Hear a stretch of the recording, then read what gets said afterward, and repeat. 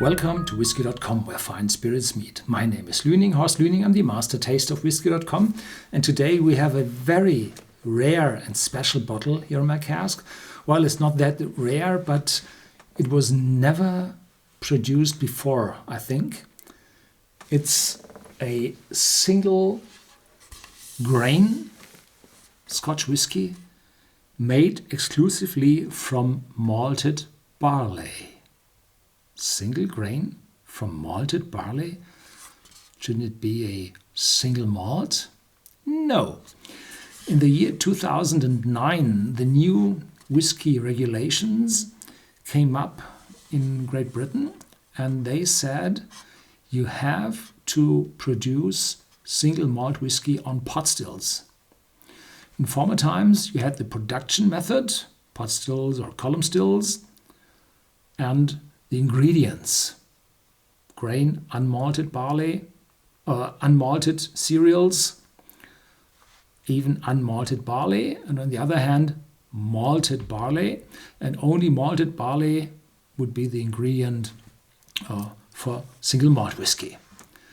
And in 2009, they said, now there is no separation between production and the ingredients.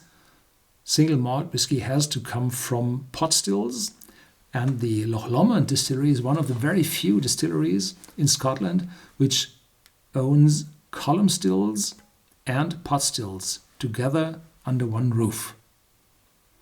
And now they produced a batch of malted barley and distilled it on the column stills, and by this you still have a malt whisky, but it is called a single grain because it can't be called a single malt because it's not produced on pot stills but on column stills.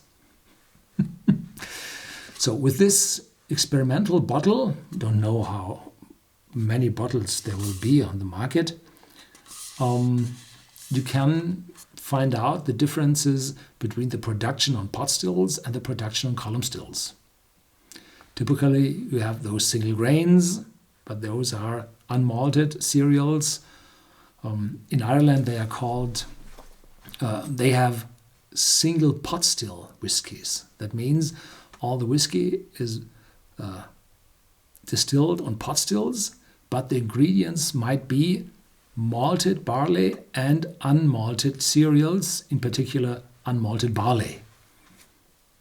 So this leads to different tastes. So this one is a very, very special whiskey, and the Loch Lomond distillery would be able to produce a single blended whiskey.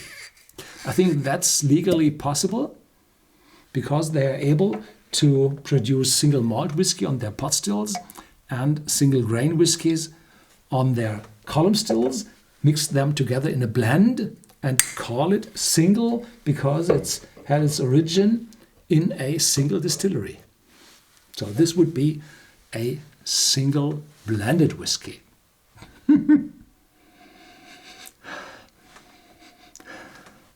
Malty, biscuit, and a fruity note, apples, citrus. Quite light, quite friendly. It's 46% ABV, quite strong, but you can't smell the alcohol.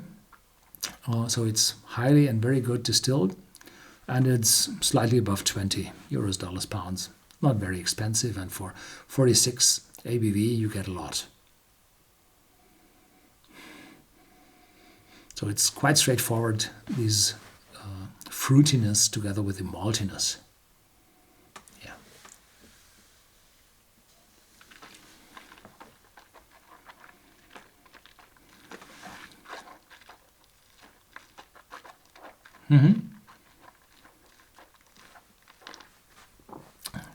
The citrus note is a little stronger, pineapple, and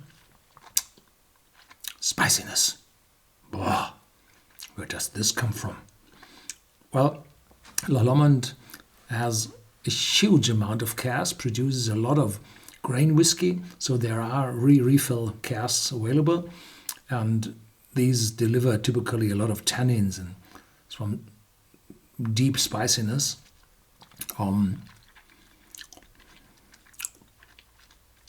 The aftertaste is quite long, and there is a little youthness still tasteable. The column stills typically remove all those faint and sharp aromas from the whiskey because they separate the alcohol that good.